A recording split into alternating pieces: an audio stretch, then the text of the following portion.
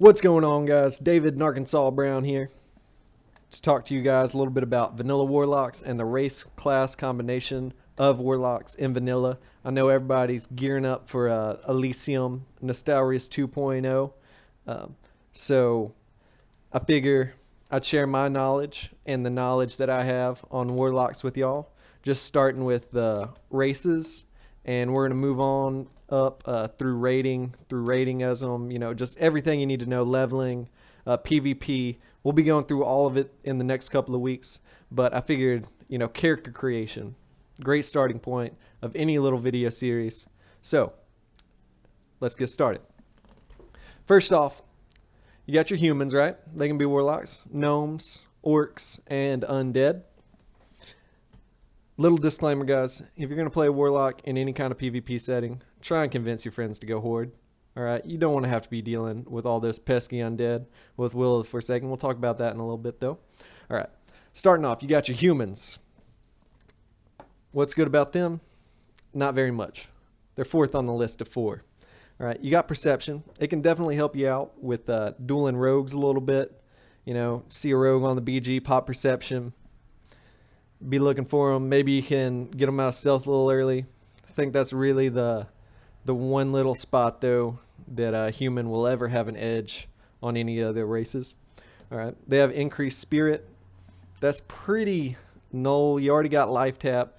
There's not really any need for that extra mana regen while not casting. It just doesn't help you all that much, guys. One good thing about humans, they have those reputation gains. 5% increased reputation gains, so 1/20th less grinding on those Hydraxian warlords. That's pretty much what it comes down to. And then on their last one, you got swords and mace expertise, or I guess it's 5 skill during this expansion. Let me tell you something, guys. If you ever make use of that sword mace skill, you're doing something wrong on your vanilla warlock. Don't be melee in Ragnaros, guys. It's not a good idea. Don't be up there with that melee group. Don't be on that middle ring, alright? Anyways, moving on from the human. Again, 4th best of 4, 2nd best race on the Alliance. Obviously, if you're over on the Alliance, you're going to want to be playing a gnome, in my opinion. I mean, obviously, cosmetically, if you're not doing any kind of PvP, just play what you want. That's really everything. But anyways, talking about the gnome. They have some great racials, alright? Escape artist. Fantastic. Use that kite ability a little bit more, that rogue pops up on you, hits you with that burst, starts doing all this damage. You drop to like half, jump around, death coil, he's gone. Guess what? Escape artist, you're halfway across the map, he's got his dots on him, he's running at you, he's rotten. Perfect. Escape artist, great tool. Then next thing, you got that increased intelligence, a little bit more mana in those raids. This is really, in the raiding environment, what sets them away from the humans in terms of, sustainability. Every little life tap that you don't have to do is a little more damage that you do get to do. So, they beat them out a little bit on that side of things. They get arcane resistance.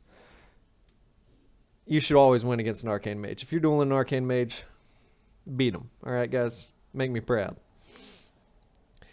And you get an engineering skill increase. This isn't huge. Max level, you hit 300. There's no recipes or anything that are like 310 that only gnomes can have. So at least in-game rating wise, the engineering skill isn't going to matter. If you're a twink, hey, if you're a twink warlock, more power to you. Get that engineering, get those little bit more damage bombs, get those goblin rocket boots. Absolutely fantastic, very fun on the twinking side of things to play a gnome. Something to look into. Alright, and they are the #1 race on the Alliance, but in my opinion, the 3rd best warlock in the game. So moving on, we got our orcs coming up next. Alright, with the orc, alright, great class for a warlock for a few reasons. #1 being they get 5% increased pet damage. Now this will help you leveling up. Oh, we got disconnected. Will help you leveling up. You get that extra stun resist. which we were talking about dueling rogues earlier up on our humans. Well, with our orcs leveling up or getting stunned, we got a 15% chance you just outright beat a stun lock rogue. They open on you, they don't get that first stun off, and you turn around and you hit them with that death coil. You're at 100%, and you can just melt them right there on the spot. There's nothing you can do about it. And that rogue's over there saying, I hate orcs. Man, I hate that stun. And you just feel good. You're just giggling to yourself, man. You get enraged. It just increases attack power. It's pretty bad for you. All right. Decreases that healing. And then their fourth is an axe specialization. Well, Warlocks can't use axes, so throw that one out the window. All right. Last race we have to talk about is these undead guys. All right. Now, this is a master race for Warlocks. It's a master race for a lot of the classes in the game. Why? We talked about it earlier. Will of the Forsaken.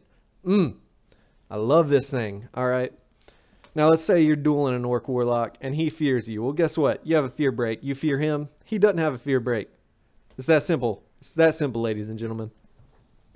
So, Will of the Forsaken, it breaks and makes you immune to fear, sleep, and charm effects. This is huge. For 5 seconds, all right? That is a huge window of opportunity for you to land all of your dots, land all of your damage, and keep on rolling, all right? Fantastic racial. Probably the best in all of vanilla World of Warcraft. Just broken, all right? Other than Will of the Forsaken, which by itself would make Warlocks better than any other, or Undead better than any of the other Warlock classes. But moving on, we got Cannibalism. All right, this is just a little less eating you have to do. Life tap, go munch on a humanoid and move on with your life. Makes leveling a little bit faster. It's nice. It's a nice little perk to have. Next up, we got underwater breathing. Sorry, 3 times extra time underwater doesn't matter for you. You have underwater breathing. It's on a spell. You're not going to be underwater that much before 20. And that's that. And then, last up, we have this shadow damage resistance up by 10. Again, against that Warlock 1v1, Undead just wins. If in the perfect setting, if you're dueling any Warlock in a 1v1, all right, the Undead always wins, and that's a real problem. It's definitely the master race. That's what I'll be playing in vanilla World of Warcraft, if that tells you anything. All right, you could definitely make an argument for orcs being better in raids, because none of this really helps you out on the Undead except for the little bit of shadow resistance, just because the orcs get the stun resistance and they get the extra pet damage. But really, it doesn't matter in the raiding environment, because most of you guys are going to be running Demonic Sacrifice, Ruin Spec. I don't know why you would. So you're not going to have a pet in a raiding environment. So I think Undead just wins out overall. #1 race for vanilla World of Warcraft Warlocks. But anyways, guys, that's going to do it for me. This is my first video. Hope you guys like it. Hope you enjoy it.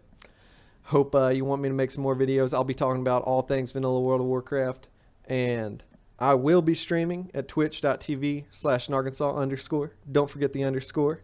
All right, and you can come chat, talk with me, whatever. I'll be on 8 to midnight every day, especially when Nostalrius 2.0 comes out. I'm going to be on my grind, guys. But that's going to do it for us. You guys have a good day, good evening, whatever you're up to. Peace out.